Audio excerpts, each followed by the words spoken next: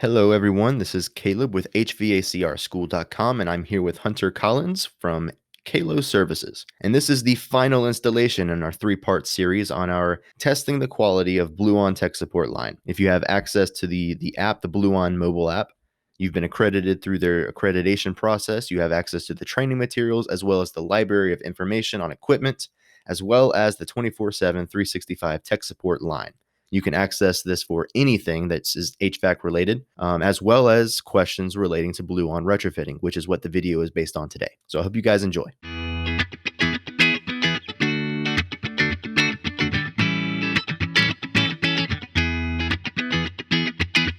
All right, so this third call is going to be specifically Bluon related. So a lot of their conversion, processes, they'll say, hey, replace the low pressure switch.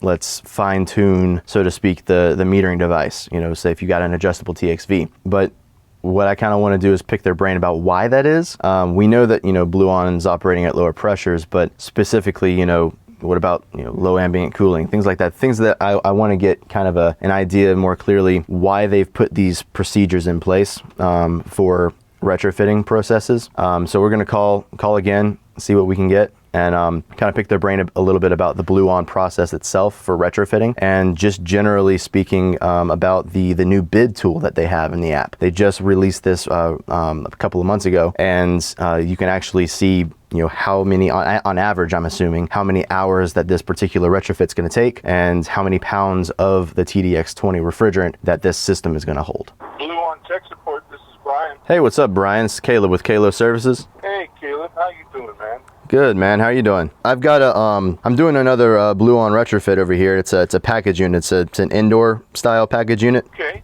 Yep. All right. It's just straight AC, air cooled, and I just had a couple of questions about specifically the low pressure switch and the metering device. All right. Cool. Yeah. So go ahead. Well, my question was going to be, what machine are you working on? I understand it's an indoor floor mount, but Yeah, it's a carrier unit, 50 Bravo Victor Echo 020. okay. Yep. All right. So it's an old carrier stand-up. Beautiful. Yep. So I noticed the high pressure and the low pressure cutout. It looks like that they're standard, but why would I need to replace those to begin with on any system? The low pressure switch would be because some of them use them as a pump down control, so they're set in the high 30s, and if you're still using the pump down, you'd be all right with a 35. But again, depending upon what you're running temperature wise, and that stand-up unit should not be affected. But you look at the cutout of the low pressure switch, if it's a pump down system or if it's borderline what you're going to be running with Bluon's pressures. I gotcha. Okay. And I would probably say 90% of the units that are out there, you don't actually have to change the low pressure switch, but you want to look at it to make sure that it's a fail-safe. Fail-safes typically trip at 26 pounds or less, whereas operating pressure controls, something that was going to be a pump down, will be higher than that, and you don't want to have false trips. I gotcha. Yeah, okay. So because the TDX20 is operating at lower operating pressures, you just don't want it to go off too soon, prematurely? Yeah, because we run about approximately 10 pound less suction than our 22. And then, you also mentioned the high pressure safeties. Yeah.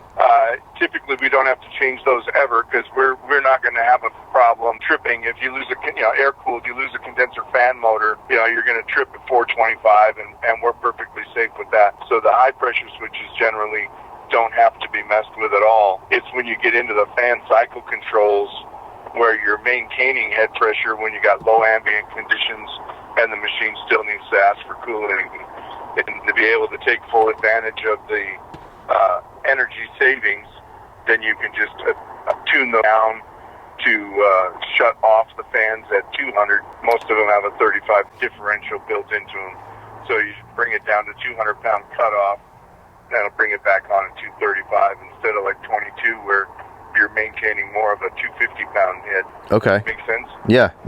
No, absolutely. So then what about these metering devices then? Because I've heard that there's a lot of adjustment or I guess, for lack of a better word, fine-tuning, so to speak, of these retrofits for Bluon. I'm looking at the... On the machine, Go ahead. Yeah, on the machine that you mentioned, the Carrier 50 BV, that's going to have an adjustable expansion valve. Okay. And, Yeah. and that will need to be adjusted. You kind of have to make up for the pressure difference between 22 and Bluon. So knowing going in that you're going to have to adjust the valve in 1 to 4 turns to be able to make up that pressure difference.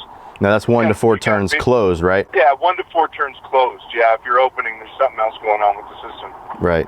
That'd be a flag. So yeah, it's 1 to 4 turns closed, tightening up the spring. Okay. So maybe that makes more sense by saying tightening up the springs, because you have to make up the 18-pound difference that you're seeing. Yeah, no, that makes sense. Okay, yeah, interesting. So I'm looking at the retrofit and everything, and it appears as though that there's this thing in the app called Bid This Job. Now I'm already here, but it says that 14 hours labor, 17 pounds of refrigerant, which matches just pretty closely to the original factory charge. I'm assuming this is a new tool that's within the app? Yes, we just added the Bid This Job portion of the app's probably 2 months old at most. And then we're also working on adding another one, FYI to you, that's going to be including all the parts. It's going to be pretty fantastic when we get done. So we're collecting more data. So for every piece of equipment we've got in the app, you're going to be able to order right from your local vendor through the app, which has nothing to do with us. You're going right to your vendor and ordering the parts, either will call or deliver in some cases. Oh, that's cool. So yeah, it's gonna be pretty sweet. But going back to the Bid This Job, that is kind of a mid-range, give you an idea. If you're bidding the job, this is what it's like. You kind of have to look at the conditions, whether, is the machine easily accessible, or you're working off of a 20-foot ladder. So you see there's ranges. The refrigerant, the amount of refrigerant is going to be kind of based off of our rule of thumb of you end up at 90 or 95% of the original charge. Oh, okay. So when you're looking at the job, so if it's a really difficult job, you're going to want to go on the high end of the labor, or if it's walk right up to it and sitting on the ground next to your truck, you probably get away with the lower end. Gotcha. Okay. No, that's still really helpful. That's awesome. Well, we're trying, man. We want to make it as easy as possible for the mechanics that are out there. I mean, we kind of understand the headaches of it from doing it. Like, me, 40 years in the trade. We got Mikey and Nate and David, and all these years sitting around right here at our own shop. So it's kind of cool to have these guys and be able to get guys off the job. And it's not just for conversions.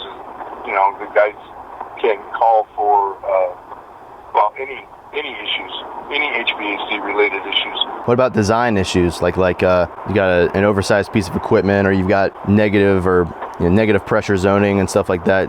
Call you guys for that too? You know what? I've never turned down anybody's questions. So, yep. If I got to dig into the weeds a little deeper, I've been on calls with guys for 3 days at a shot, if you will. It's like 4-hour conversation here. Next day, go back. He's doing some more tuning. So yeah, we will actually take the time that they need, whatever their need is. So wow. Design questions, I'll get into the books. Maybe I won't solve it in a 30-minute conversation and have to call back or set up more talks. But yeah, absolutely. That's awesome, man. I appreciate the help. No, it's my pleasure, man. All right, man. Take care. You do the same, Caleb. All right, buddy. Stay safe, brother. Be healthy. All right, you too.